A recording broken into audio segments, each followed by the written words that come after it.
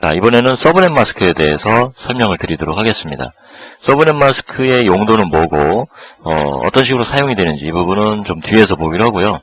일단은 서브넷 마스크를 만드는 방법부터 살펴보도록 하죠.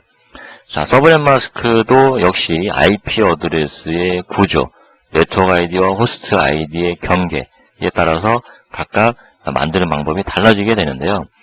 자, 한번 보시죠. 서브넷 마스크는 네트워크 아이디까지의 범위는 비트를 모두 1로 둡니다. 그리고 호스트 아이디의 범위는 비트를 0으로 두게 됩니다. 자, 그래서 이진수로 표현을 하게 되면 ABC 클래스에 따라서 이런 값을 갖는 거고요. 도트 데시말인 10진수로 표현하면 이러한 값을 갖게 되는 거죠. 자, A 클래스는 네트워크 아이디가 1바이트죠. B 클래스는 2바이트고 C 클래스는 3바이트라고 설명을 드렸죠.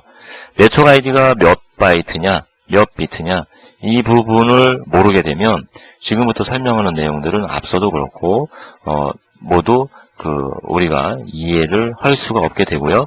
컴퓨터가 하는 일을 우리 머릿속으로 돌려서 우리도 계산을 할 수가 있어야만 그 내부 구조를 안다라고 이야기를 할 수가 있을 텐데 그런 것들을 하나도 못 하게 됩니다. 즉 네트워크 아이디와 호스트 아이디의 경계 ABC 클래스에서 달라진다고 했는데요. 이 부분을 이해하는 것은 아주 중요하다고 볼 수가 있습니다.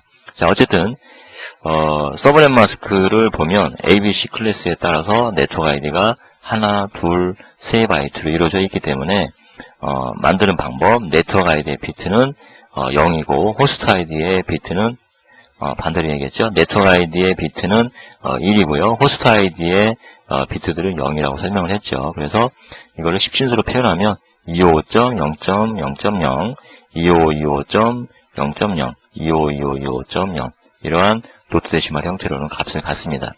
여러분들이 TCP/IP 등록 정보에서 서브넷 마스크를 입력할 때 이렇게 도트 데시말의 형태로 그동안 입력을 해왔었죠. 이거를 왜 입력을 해야 되는지 자, 이제 그 부분에 대해서 설명을 드릴 차례인데요. 만드는 방법은 설명을 드렸고요. 자, 먼저 요 이해를 한번 보고 그 이유로 넘어가 보도록 하죠. 자, 192.168.0.100이라는 IP가 있고요. 192.168.1.100이라는 목적지의 IP가 있습니다. 자, 이 부분을 쉽게 표현하기 위해서 A라고 이야기를 하고요. 이 부분을 B라고 이야기를 하죠. IP 어드레스가 길기 때문에 좀 말을 편하게 하기 위해서 자, A라는 IP에서 B라는 IP로 패킷을 전달할 건데 자, 그렇다면 네트워크 계층에 있는 이 IP 어드레스를 갖는 시스템의 네트워크 계층, 라우팅을 담당하는 계층에서는 무엇을 한다고 그랬냐면 나와 같은 네트워크인지 다른 네트워크인지를 일단 먼저 판단을 한다고 그랬죠.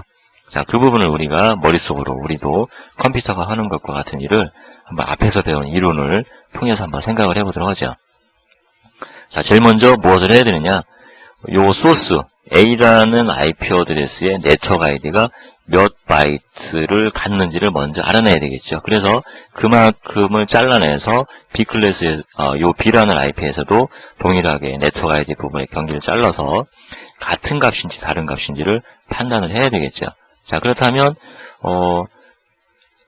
네트워크 아이디는 ABC 클래스에 따라서 각각 다른 경계를 갖는다라고 이야기를 했지만 다행히도 요 첫 번째 바이트를 보면 이게 A 클래스에 소속된 IP인지 B인지 C 클래스 소속된 IP인지를 다행히도 알 수가 있다라고 이야기를 했습니다. 자, 그래서 아까 그 설명을 드린 거를 보면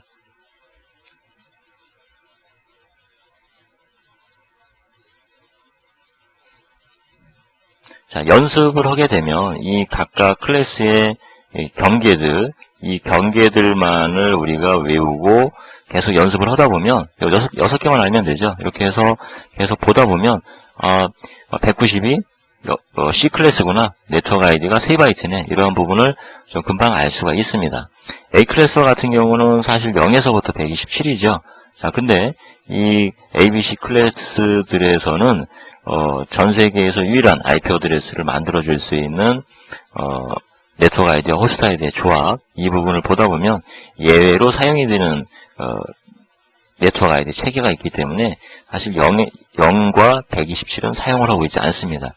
8비트로 나올 수 있는 경우의 수는 만들어질 수는 있지만 사실 0이라는 네트워크 아이디나 127이라는 네트워크 아이디는 사용을 하고 있지 않기 때문에 1이라고 했고요. 사실은 127보다는 126이 나을 수가 있을 것 같은데, 자, 어쨌든 그 부분은 여러분들이 참조책을 통해서 좀 더 자세히 살펴보시기로 하고요. 경우의 수 상으로는 A 클래스는 0에서 127, B는 128에서 191, C는 192에서 223이다. 이렇게 생각을 하시면 좋을 것 같고, 요 각각의 시작과 끝점만을 여러분들이 외워놓고 있다면, 지금처럼 A, B에 해당되는 IP 어드레스는 같은 네트워크냐 할 때 192가 A, B, C 클래스 중에 어디에 들어가는지는 금방 알 수 있다는 거죠. C 클래스에 들어가는 걸 우리는 알 수 있지만, 이 부분을 좀 더 엄밀하게 따져보면 C 클래스는 제일 상위에 있는 3개의 비트가 1, 1, 0으로 이루어져 있는 거죠. 이렇게 이루어져 있다면 C 클래스가 되는 거죠. B 클래스는 1, 0, 그 다음에 A 클래스는 0이 되는 거죠. 자, 이런 값의 체계로 해서 요 상위에 있는 한 바이트가 만들어진 경우의 수가 요 범위로 시작되는 값인지 이런 거를 따져서 A냐 B냐 C냐를 일단 알아야 되겠죠. 그렇지만 눈으로 살펴본다면 우리도 지능이 있기 때문에 경계값만으로 192는 C 클래스의 범위에 들어가는구나 금방 알 수가 있겠죠. 자, 어쨌든 이렇게 해서 192가 C 클래스이기 때문에 이러한 고정된 비트를 놓고 어떤 범위를 5비트, 6비트, 7비트의 경우의 수로 만들어지는 값으로 판단을 했든 아니면 각각 A, B, C 클래스의 경계값을 외워서 금방 알아냈든 어쨌든 요 192점, 168점, 0.100이 C 클래스에 들어간다는 것을 우리는 알게 됐기 때문에 네트워크 아이디가 3바이트라는 부분을 비로소 알게 된 거죠. 자, 그래서 요 값과 대상이 되는 B라는 IP, 요 목적지죠. 요 값을 비교를 해야 되겠죠. 비교를 했더니 같은 값이 아니죠. 자, 그렇다면 요 A라는 IP에서 B라는 IP로 패킷을 보내는데 B라는 IP는 다른 네트워크, 즉 else의 로직에 의해서 패킷을 전달하게 되겠죠. 왜 그러냐면 다른 네트워크이기 때문인 거죠. 자, 이런 식으로 우리는 머릿속으로 연산을 해볼 수가 있습니다. 즉 라우팅을 담당하는 네트워크 계층의 프로토콜이 하는 일을 우리도 이렇게 한번 생각을 해본 거죠. 자, 근데 실질적으로 이렇게 같으냐 다르냐를 비교를 할 때는 이 컴퓨터의 연산에 의해서 이루어질 텐데요. 컴퓨터는 우리가 머릿속으로 이렇게 논리적으로 생각하는 것보다는 사실은 비트 연산을 좀 더 효율적으로 퍼포먼스 있게 계산을 하죠. 자, 그래서 지금부터 이제 서브넷 마스크의 용도를 설명을 드리려고 하는데요. 자, 192가 C 클래스라는 것을 알아냈다면 우리는 C 클래스의 서브넷 마스크는 뭐죠? 255.25.25.0죠. 자, 그래서 3바이트를 잘라서 비교하고 이렇게 하는 것보다는 일단 컴퓨터의 입장에서 한번 보자는 거죠. C 클래스에 해당이 되는 서브넷 마스크를 놓습니다. 각각 놓고요. 이들을 AND 연산을 합니다. 비트 연산을 한다는 거죠. 자, 이렇게 하면 그 결과값이 무엇이 나오느냐? 192.168.0.0이 나오고요. B라는 IP는 192.168.1.0가 나오게 됩니다. 자, 이 값이 무엇을 의미하느냐면 192.168.0.100은 192.168.0.0라는 네트워크에 소속된 IP 중에 하나라는 거고요. 192.168.1.101은 192.168.1.0라는 네트워크에 소속이 된 IP 어드레스라는 걸 우리가 알 수 있게 된다는 건데요. 즉, IP 어드레스와 서브넷 마스크를 AND 연산을 해버리면 나오는 값은 뭐냐? 네트워크 ID가 나와지게 됩니다. 그래서 컴퓨터는 이 AND 연산 후에 나온 값이 같은지 다른지만을 비교하면 if의 로직으로 라우팅을 해야 되는지 else의 로직으로 라우팅을 해야 되는지를 금방 같은 네트워크인지 다른 네트워크인지를 알 수 있게 된다는 거죠. 자, 그러면 서브넷 마스크의 용도는 뭐냐? 내가 소속된 나의 IP 어드레스를 기준으로 해서 서브넷 마스크가 만들어지고 TCP/IP의 등록 정보에 등록이 되는 거고요. 내가 이런 A라는 IP를 가지고 있다면 이러한 A라는 IP는 C 클래스에 소속이 되어 있기 때문에 TCP/IP 등록 정보에 이러한 값이 등록이 되어 있겠죠. 자, 그 다음에 목적지로 가는 IP 어드레스가 내부든 외부든 현재는 모르지만 어쨌든 지금 이렇게 B와 같이 나와지게 됐을 때 라우팅을 위해서 1위로 데이터를 전달하기 위해서 나와 같은 네트워크이냐 다른 네트워크를 판단할 때는 동일하게 TCP/IP 등록 정보에 등록되어 있는 서브넷 마스크를 동일하게 각각의 소스와 데스티네이션의 IP에 적용을 해서 엔드 연산을 하고요. 나온 값을 비교를 하게 된다는 겁니다. 자, 이렇게 나와 같은 네트워크인지 다른 네트워크인지를 판단하는데 효율적으로 도움을 주기 위해서 이 서브넷 마스크는 결론적으로 보면 TCP/IP에 등록을 해주고 있습니다. 자, 그러면 우리는 이제 IP 어드레스를 왜 등록해 줘야 되는지, 그 다음에 서브넷 마스크를 왜 등록을 해 주는지 이해를 하게 됐죠. 그리고 그 서브넷 마스크를 적용해야 되는 부분을 설명을 드리기 위해서 같은 네트워크, 다른 네트워크 이런 개념을 앞서서 또 추가적으로 설명을 드렸었고요. 자, 그렇다면 이제 기본적으로 TCP/IP 등록 정보에 들어가지는 내용 이제 하나만 남게 됐죠. 디폴트 게이트웨이, 기본 게이트웨이라는 설명을 뒤에서 해보도록 하죠. 이번에는 기본 게이트웨이에 대해서 설명을 드려보도록 하죠. 기본 게이트웨이라는 용어보다는 사실은 디폴트 게이트웨이라고 표현을 많이 하는데요. 여러분들은 두 가지를 다 같은 내용이라고 받아들이시고 이해를 했으면 합니다. 자, 디폴트 게이트웨이는 어떤 용도로 사용이 되느냐? 눈치가 좀 빠른 분들이라면 이미 앞서서 이 디폴트 게이트웨이에 대한 필요성은 설명이 이미 됐다는 것을 알 수가 있을 텐데요. 정리 겸 해서 살펴보도록 하죠. 자, 172.16.3.101이라는 IP 어드레스를 갖는 시스템이 있다고 해보죠. 부르기 편하게 A라고 표현을 해보도록 하겠습니다. 자, 이 A라는 IP를 갖는 시스템은 172.16.3.100이라는 B라고 표현을 된 이 IP 어드레스를 갖는 머신으로 데이터를 줄 수도 있고요. 저 나와 같은 네트워크가 아닌 라우터 건너에 저 다른 세상에 있는 172.16.1.103이라는 IP를 갖는 시스템을 B로 해서 목적지로 해서 패킷을 전달을 할 수도 있습니다. 즉 A라는 시스템은 나와 같은 네트워크에 있는 시스템으로도 패킷을 보낼 수가 있고요. 라우터 건너 나와 다른 네트워크에 있는 시스템으로도 패킷을 보낼 수가 있다는 거죠. 다만 라우팅 정책이 요 A라는 IP 어드레스를 갖는 시스템의 프로토콜 중에 네트워크 레이어에 있는 프로토콜이 라우팅을 위해서 하는 일을 보면 이 A라는 머신에 목적지를 입력을 했을 때 B라는 목적지를 입력을 했을 때 이 B가 A를 기준으로 해서 B를 볼 때 나와 같은 네트워크라면 동일한 네트워크에 있기 때문에 A라는 머신에서 전압을 쏘게 되면 내가 쏜 전압을 직접적으로 이 B라는 IP를 갖는 머신이 받을 수 있다는 것을 알 수 있고요. 그렇기 때문에 그러한 측면으로 라우팅 정책을 수행을 한다는 거죠. 직접적으로 데이터를 보낼 수 있다는 거죠. 자, 그러나 이 네트워크 레이어에서 A와 입력된 B를 비교했을 때 B가 저 라우터 건너의 외부에 있는 IP를 주소를 받는 시스템이었다면 내가 전압을 쏘더라도 직접적으로 저 멀리 라우터 뒷단에 있는 이 B라는 IP를 갖는 시스템으로 데이터가 전달이 될 수 없다는 걸 알 수가 있겠죠. 그 이유는 나와 다른 네트워크에 있다라고 판단을 했기 때문이죠. 자, 그러한 부분은 앞서서 서브넷 마스크를 이용을 해서 나와 같으냐 다르냐를 표현하는 부분은 설명을 드렸었고요.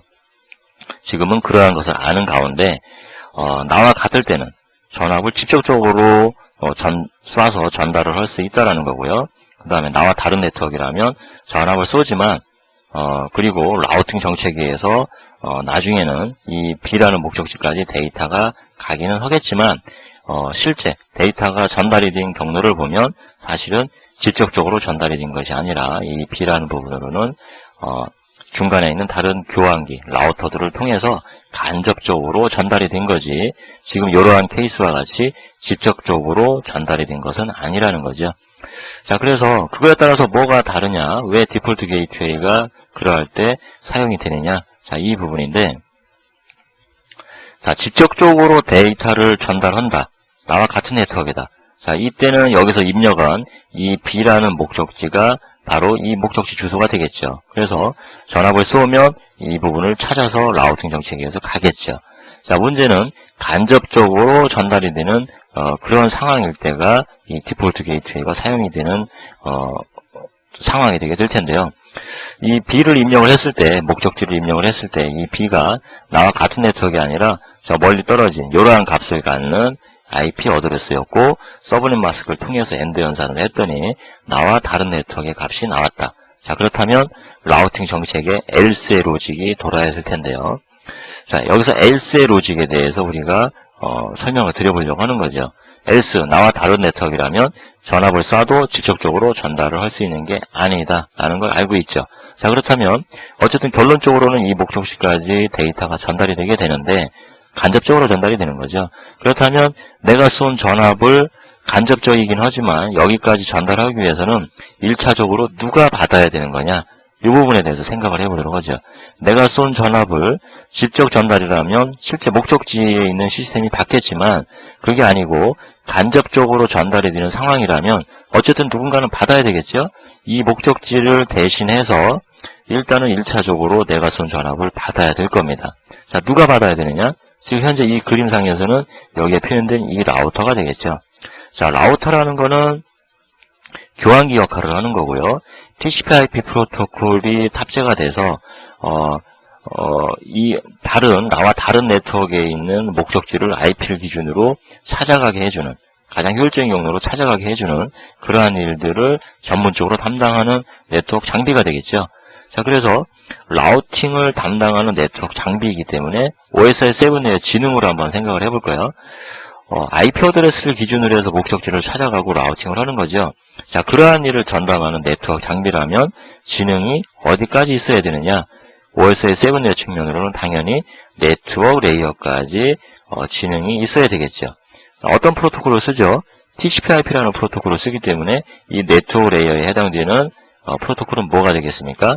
IP, ARP, RARP, ICMP 이런 프로토콜들로 이루어져 있겠죠. 자, 이쪽에 있는 A라는 머신도 같은 측면이 되겠죠.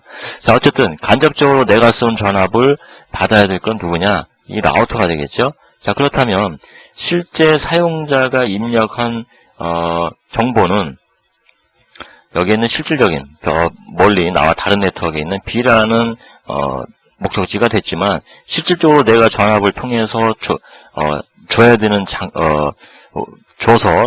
패킷을 줘서 받아야 되는 주소는 누구냐? 요 라우터가 가지고 있는 주소가 되겠죠. 이 라우터도 네트워크 계층까지 지능을 가지고 있기 때문에 당연히 네트워크 계층은 논리적인 주소를 하나 가져야 되는 거죠. 그리고 우리가 지금 사용하는 프로토콜은 TCP/IP죠. 그렇기 때문에 뭡니까? TCP/IP이기 때문에 네트워크 레이어는 IP 어드레스를 가지고 있을 거고요. 이 라우터라는 장비도 IP 어드레스를 전 세계에서 유일한 값을 가지고 있다는 거죠. 자, 그 IP 어드레스를 C라고 해보죠. 자, 그러면 이제 거의 정리가 다 됐습니다. 나와 같은 네트워크였다면은 사용자가 입력한 이 B라는 값을 기반으로 해서 전압을 쐈을 때 직접적으로 그 전압을 이 머신이 목적지에서 받게 됐을 거고요.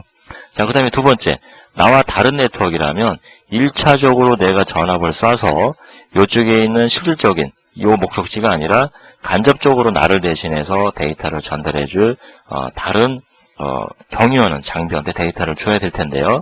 그 장비의 주소는 뭡니까? 지금 C죠. 자, 그렇다면 실제는 B까지 가야 되지만 1차적으로 내가 전압을 쏴서 C가 받게 하려면 누구의 주소가 필요한가요? 당연히 라우터가 가지고 있는 이 C라는 주소가 필요한 거죠. 즉 내부가 아니라 외부로 밖으로 나가야 될 때는 이 라우터가 전담해서 외부와의 대화를 해주기 때문에 나는 C에게 데이터를 줘야 되는 거죠. 자, 그렇기 때문에 이 A라는 IP를 갖는 시스템의 네트워크 계층 TCP/IP 등록 정보에는 A라는 내가 가지고 있는 전 세계에서 유일한 IP 어드레스도 등록해야 되는 거고요. 두 번째, 나와 같은 네트워크인지 다른 네트워크인지를 쉽게 판단하게 하기 위해서 뭡니까? 서브넷 마스크라는 것도 등록을 해줘야 되는 거고요. 자, 그 다음에 나와 다른 네트워크라는 걸 알게 됐을 때 실질적으로 나는 사용자가 입력한 목적지가 아니라 데이터를 전달해 줄 수 있는 역할을 해주는 이 라우터로 데이터를 줘야 되는 거죠. 그렇다면 라우터한테 줘야 되기 때문에 이 라우터의 주소를 알아야 되는 거죠. 자, 그래서 뭡니까? 디폴트 게이트웨이라는 값, 즉 실질적으로 이 그림에서는 C가 되겠죠. 이 값을 TCP/IP 등록 정보에 정의를 해줘야 되는 거죠. 이게 안 된다면 알 수가 없겠죠. 나와 같은 네트워크인지 다른 네트워크인지도 알 수 없는 거고요. 자, 그 다음에 다른 네트워크일 때 외부로 주고 싶지만 1차적으로 줘야 되는 이 라우터의 정보도 우리는 알 수가 없는 거고요. 밖에서 데이터가 왔을 때 나를 찾아온 건지 아닌지도 알 수가 없게 되는 거죠. 그래서 TCP/IP 등록 정보에서는 항상 이 세 개의 값을 입력을 받으려고 하는 거고요. 이 값이 잘못되면 사실은 입력은 했지만 실질적으로 인터넷이 제대로 안 되는 것을 우리는 볼 수가 있게 됩니다. 자, 이렇게 해서 IP 어드레스, 서브넷 마스크, 디폴트 게이트웨이에 대한 기본적인 용도, 활용 방법을 설명을 드렸고요. 좀 우려해서 말씀을 드린다면 이 디폴트 게이트웨이에 해당되는 장비는 항상 라우터냐? 사실은 꼭 그렇지는 않고요.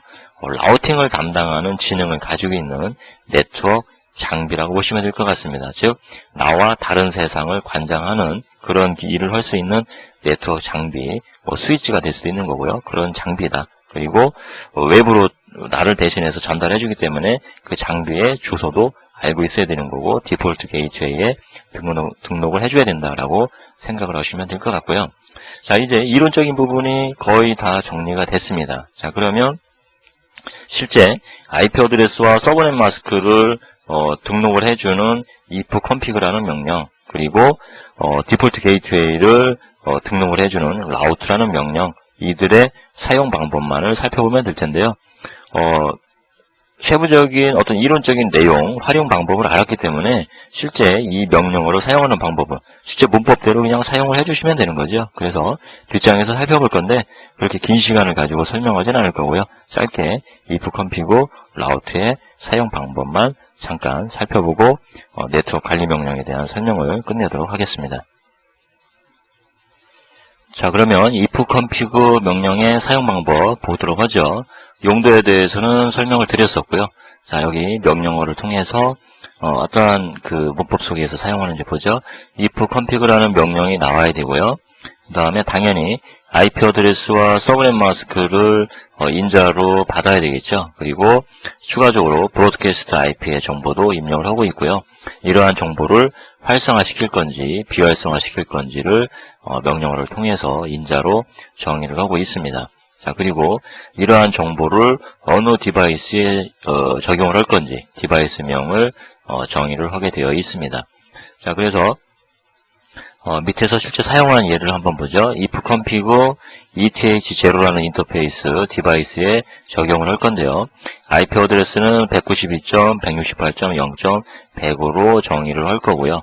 서브넷 마스크는 255.255.0로 정의를 하겠다는 거죠. 그리고 이 네트워크에서의 브로드캐스트 주소는 192.168.0.255로 정의가 되어 있다는 것을 지정을 했고요. 그리고 활성화하겠다라고 입력을 했습니다. 자, 명령어가 수행이 됐고요. 제대로 세팅이 됐는지를 보죠. if config라는 명령은 인자가 없거나 특정한 디바이스만을 인자로 주면 해당되는 디바이스나 전체 디바이스에 대한 설정 정보를 보여주죠. 자, 그래서 지금 우리는 ETH0를 기준으로 한번 보도록 할까요? 자, 하드웨어 어드레스는 맥 어드레스를 이야기하는 거죠. 물리 주소를 이야기하는 거고요. 전압을 받아들이는 네트워크 인터페이스의 물리 주소 이야기하는 거고요. 지금 TCP/IP 상용에서는 좀 전에 입력했던 192.168.0.104가 이 시스템의 논리 주소가 되겠죠. TCP/IP IP 어드레스가 될 건데 지금 인터넷 어드레스 위에서 정의한 대로의 값이 나와지고 있는 걸 볼 수가 있고요. 브로드캐스트 주소 이쪽에서 정의한 값이 적용이 되어 있고요. 서브넷 마스크 이렇게 입력된 것이 정의가 되어 있는 걸 볼 수가 있습니다. 자, 이러한 값들이 잘못 정의된 값이 들어가 있다면 인터넷은 이전에 설명됐던 대로 제대로 원활하게 서비스가 될 수가 없겠죠. 자, 그리고 브로드캐스트가 지금 서비스 중이고요. 멀티캐스팅도 지금 러닝 중이고요. MTU는 1500이다. 실제 전압을 통해서 주고받을 수 있는 맥시멈의 사이즈, 1500이라는 거고요. 그 다음에 가장 효율적인 경로를 나타내주는 매트릭 값은 1이라는 거고요. 효율성은. 이 효율성은 숫자가 작을수록 가장 효율적인 경로가 되는 거고요. 효율성을 나타내는 값인데 매트릭은 값이 작을수록 효율성은 커지게 된다고 여러분들이 이해하시면 될 것 같고요. 자, 전달받은 패킷의 개수는 이렇고 전달된 송신된 패킷의 개수는 이렇고 에러나 이런 상황들이 나와지고 있습니다. 그리고 충돌이 된 횟수들도 나와지게 되고요. 현재 시점에는 제로라는 거고요. 자, 이러한 정보들이 if config를 통해서 내부의 네트워크 디바이스의 정보도 함께 볼 수가 있고요. 또는 실제 인자를 줌으로써 IP 어드레스나 서브넷 마스크에 대한 값을 원하는 대로 지정을 하거나 수정을 하는데 사용이 될 수도 있습니다. 왜 if config를 사용해서 이러한 값을 입력을 해줘야 되느냐?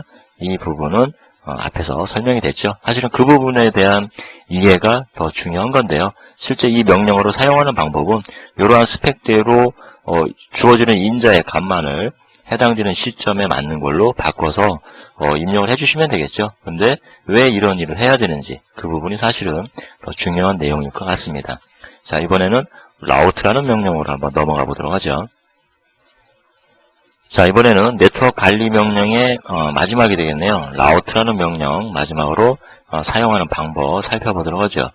자, 목적은 앞서 설명드렸죠. 디폴트 게이트웨이를 등록을 할 때 사용을 한다라고 설명을 드렸는데 좀 더 확장적으로 설명을 드린다면 이 라우트라는 명령은 라우팅 테이블을 관리하는 명령이라고 이해를 하시는 것이 사실은 더 좋을 것 같습니다. 자, 라우팅 테이블에는 가장 효율적인 경로, 목적지의 가장 효율적인 경로에 대한 정답이 들어있죠. 대개 세 가지의 측면으로 나뉘어져 있다고 설명을 드렸는데요. 첫 번째는 목적지, 가장 효율적인 경로를 알려줄 수 있는 그 대상이 되는 목적지를 어떻게 관리하느냐? 완전 일치로 관리를 한다고 그랬죠. 그래서 목적지의 값이 네트워크 아이디와 호스트 아이디까지 모두 완전하게 일치되는 값을 목적지로 해서 가장 효율적인 경로 관리를 하고요. 두 번째는 네트워크 아이디만의 일치되는 목적지를 라우팅 테이블에서 관리하는 경우도 있고요. 1도 2도 아니다. 자, 그 얘기는 내가 대상이 되는 목적지를 어느 경로로 가는 게 좋은지를 라우팅 테이블에서 찾아야 되는데 완전 일치도 아니고요. 그리고 네트워크 아이디만의 일치도 아니다. 뭘 봐야 된다고 그랬죠? 디폴트 게이트웨이를 참조를 해야 된다고 그랬죠? 자, 이렇게 세 가지 측면으로 라우팅 테이블은 관리가 되는데 이 중에서 앞서에서는 이 디폴트 게이트웨이를 등록을 한다. 이 측면으로 설명을 드렸었고요. 실질적으로는 이렇게 완전일치나 네트워크 아이디만의 일치에 해당되는 라우팅 정보도 이 라우트라는 명령을 통해서 사용을 하고 있습니다. 자, 사용되는 명령은 리눅스나 유닉스 그 중에서도 썬, 우리 본문에서는 썬을 기반으로 설명을 드리고 있죠. 두 개가 약간은 좀 다를 수가 있는데요. 큰 차이는 없고요. 일단 한번 좀 살펴보죠. 라우트라는 명령과 함께 추가할 거냐, 삭제할 거냐, 대상이 네트워크이냐, 아니면 호스트냐, 이런 거고요. 목적지에 대한 정보, 서브넷 마스크가, 그 다음에 인터페이스 정보를 입력을 하고 있습니다. 자, 이 밑에 부분에 리눅스에서의 활용 사례가 있습니다. 네트워크일 때 서브넷 마스크, 그 다음에 디폴트 게이트웨이를 입력할 때는 이렇고요. 이런 정보가 있고요. 자, 썬에서는 라우터와 함께 사용 방법은 비슷하죠. 추가할 건지 삭제할 건지 네트워크인지 호스트인지 그 다음에 아니면 디폴트 게이트웨이에 해당되는 게이트웨이를 등록을 하는 건지 이런 네트워크 마스크에 대한 정보 그리고 실제 활용된 사례는 이렇게 보여주고 있습니다. 디폴트 게이트웨이에 대한 입력 방법도 있고요. 네트워크 아이디를 등록하는 부분도 있고요. 자, 본문을 참조하시면 해당되는 경우에 따라서 머신에 따라서 여러분들이 참조를 하실 수 있을 것 같고요. 썬에서 사용이 된 활용 사례를 한번 볼까요? 자, netState라는 명령을 통해서 -r을 주면 라우팅 테이블에 대한 정보를 보여준다고 그랬죠. 그 다음에 n은 IP 어드레스를 도트데시말로 보여준다고 그랬죠. 자, 현재의 라우팅 테이블에 대한 정보를 화면에 출력을 하고 있습니다. 자, 그 다음에 추가를 하고 있죠. 라우트 애드 하고요. 네트워크를 추가를 할 거고요. 203.249.7.0라는 네트워크로 가는 길을 추가를 할 건데, 자, 이 네트워크의 서버넷 마스크는 255.255.255.0고요.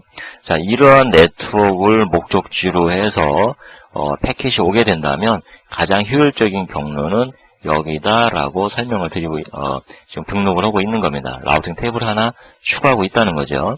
자, 이렇게 해서 명령을 수행을 하고요. 그 다음에 실제 제대로 정상적으로 라우팅 테이블에 추가가 됐는지를 다시 한번 네스테이트를 해봤습니다. 자, 그랬더니 203.249.7.0는 원래는 없었죠. 알 수 없는 길이었고요. 디폴트 게이트웨이로 통해서 갈 수가 있었죠. 자, 근데 203.249.7.0라는 목적지 이제는 명확하게 완전 일치는 아니지만 네트워크 아이디까지 일치하는 목적지가 이제 존재하게 되고요.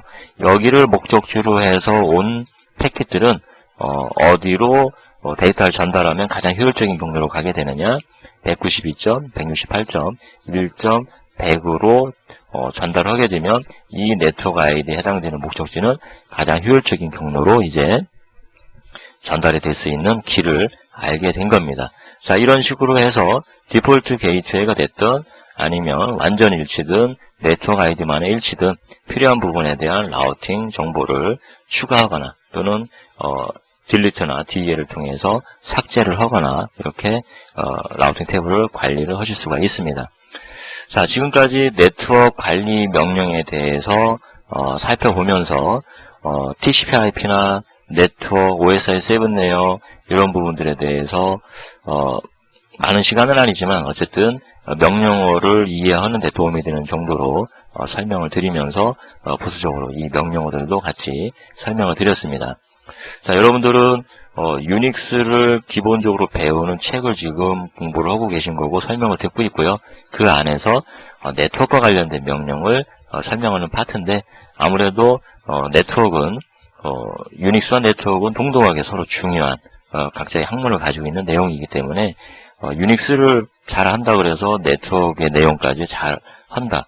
뭐 이런 부분은 사실은 좀 어려운 부분인데요. 닭이 먼저인지 알이 먼저인지 좀 어려울 수가 있는데 어쨌든 유닉스를 잘 하기 위해서는 좀 더 다른 측면의 개념이지만 특히나 프로토콜 중에서 TCP/IP라는 프로토콜의 내부 구조도 여러분들이 잘 이해를 하고 있어야만이 이런 네트워크와 관련된 유닉스와 연관된 정보를 공부하실 때는 좀 더 도움이 될 거고요. 좀 더 세부적으로 확장적으로 공부를 하신다면 기본적인 내용만이 아니라 TCP/IP에 대한 참조 서적을 반드시 여러분들이 추가로 살펴보셔야 된다는 얘기를 마지막으로 드리면서 마무리를 하고자 합니다. 자, 네트워크 관리 명령 이상으로 마치도록 하겠고요. 반드시 참조책, 네트워크와 관련된 참조책을 여러분들 참조해서 내공을 쌓은 다음에 좀 더 확장적인 유닉스가 될 수 있기를 바라겠습니다.